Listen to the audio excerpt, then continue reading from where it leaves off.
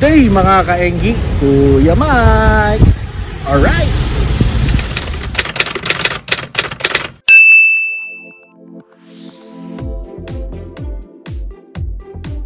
Yun mga kaenggi, no? So galing tayo sa Pure Gold, no? Bumili lang tayo ng mga final ingredients natin, no? So kahapon nga pala ay bumili tayo ng mga baka para dun sa ating lulutuin ngayong araw na to, no? So tara, samahan nyo ako. Alright. So mga kaenggi, itong lulutuin natin is a family heirloom recipe, no? At sana magustuhan nyo rin kung paano ang style ni Kuya Mike lutuin itong beef caldereta. Alright. Mga kaenggi, no? Ito yung mga gagamitin natin sa pagluto ng ating beef caldereta, no? So meron tayong black olives. Actually dapat yung green olives, no? Pero will do. Olive oil. Meron tayong patatas. Meron tayong liver spread.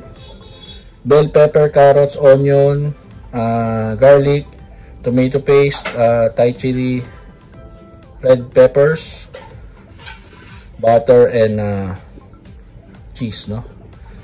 Yan. Tapos bumili tayo ng kalitiran kahapon, no? Kay Kuya JP sa BMJ Meat Shop. So tara, prep na muna natin to. Right? Yun mga kaenggi, no? So start na tayo, no? Chop lang natin tong onions. Tapos para makapagsimula na tayo magpalambot kasi matagal to. Hindi tayo gagamit ng pressure cooker.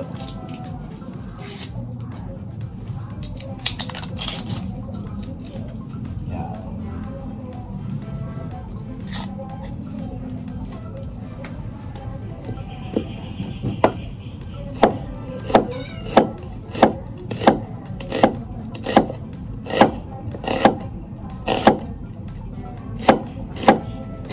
So isang whole onion ang gagamitin natin, no? Panggisa.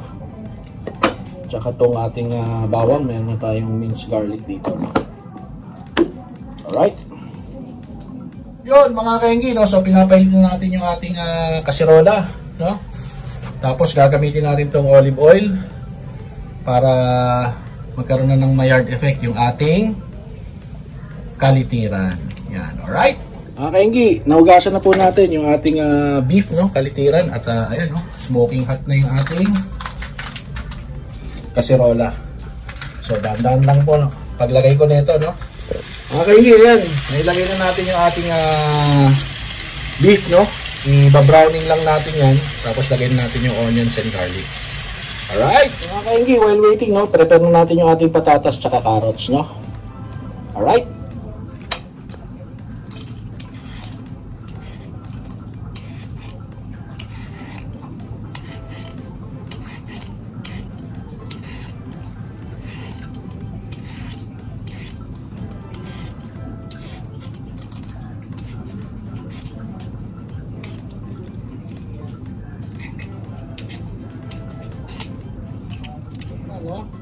So after natin balatan, i-quarter lang natin ito.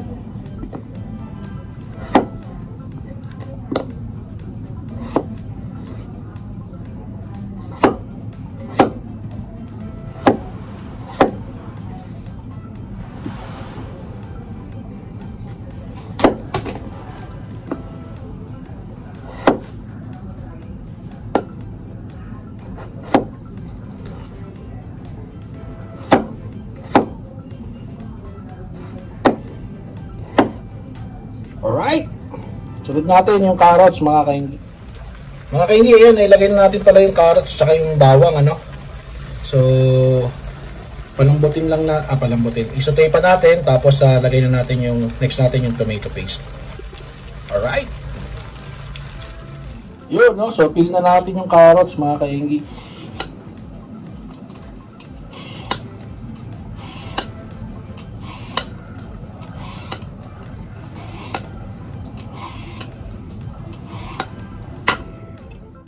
So cut na natin to, no. So the way I cut, no, yung paiba-ibang shape, no, ganyan, no. Tapos iniikot yung ganyan. Yan.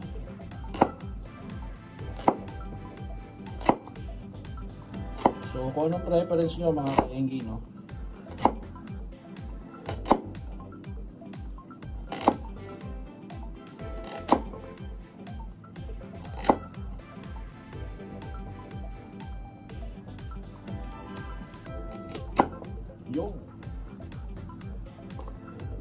Mga kaenggi, na-slice na natin yung carrots. Ilagay na natin itong tomato paste.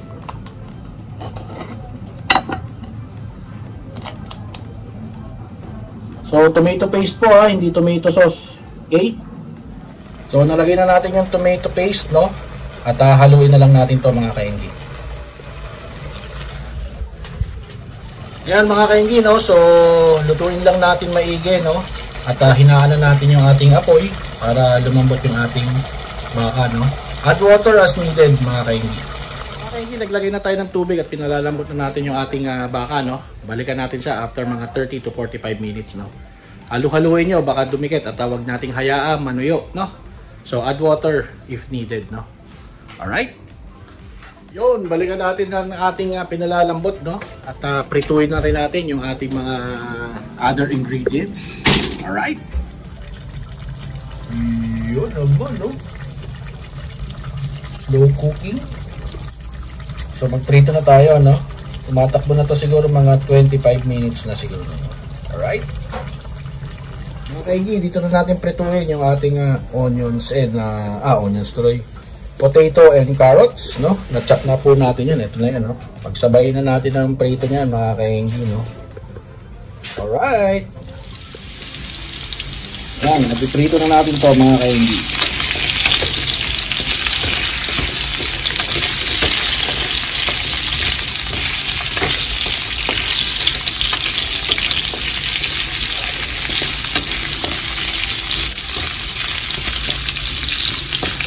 Habang piniprito natin yun, no? Prep naman natin tong ating bell pepper, no?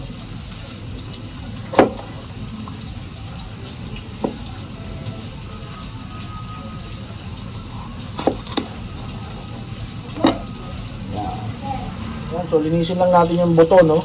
Tapos, iwain natin siya ng mga pahaba-haba. Pa-square-square pala. Okay?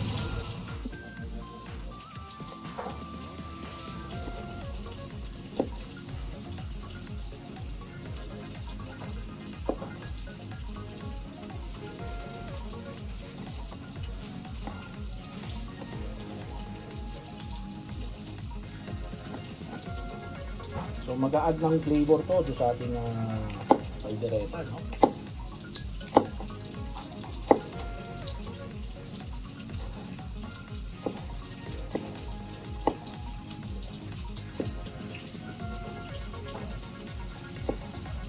Yan, so ready na yung ating bell peppers.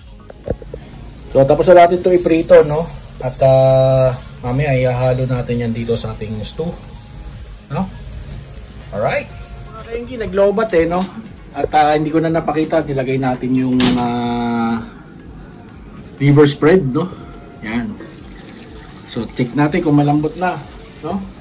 So, more than 1 hour na tong kumukulo dyan, no? Slow cook lang, no? Alright. Yan, no? Pakita ko sa inyo, no? Yun, no? Alright. Yun, malambot-lambot na, no? Konti pa.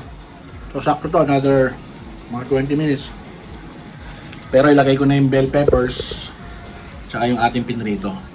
Alright. Haluin lang natin, no? Yan. Para mag-incorporate at lumasa na, no?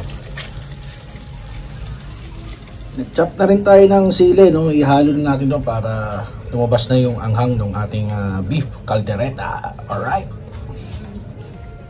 Ayan, adding more stuff, no? Para mas lalong sumarap yung ating beef caldereta.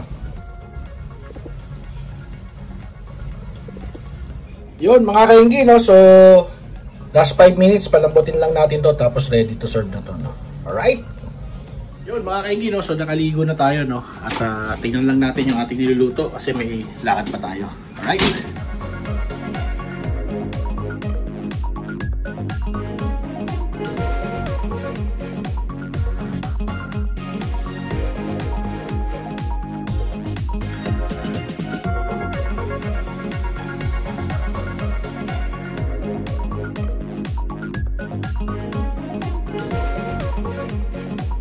Mga kaenggi, no, salamat at sinamahan nyo ako sa pagluto ng ating beef caldereta ala Kuya Mike, no? Actually, recipe yan ni Lola Baby, no?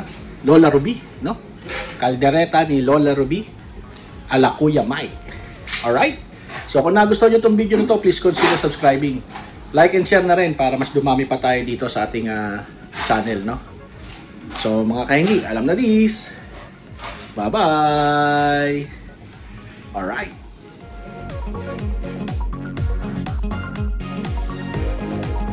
Ayun mga kahingi, no? So tikman na natin. Ngayon lang natin matitikman na yun, no? So malambot na daw siya, no? Kasi nga, umalis tayo kanina, no? So ito yung beef, no? Yun, no? Napakalambot na. No? Yan, no? Ito. Yan natin.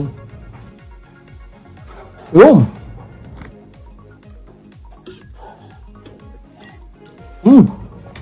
Sarap! Champion! Ayun mga kainggi, no? So, parang masarap na siya, pero sa akin, kulang lang sa alat, no?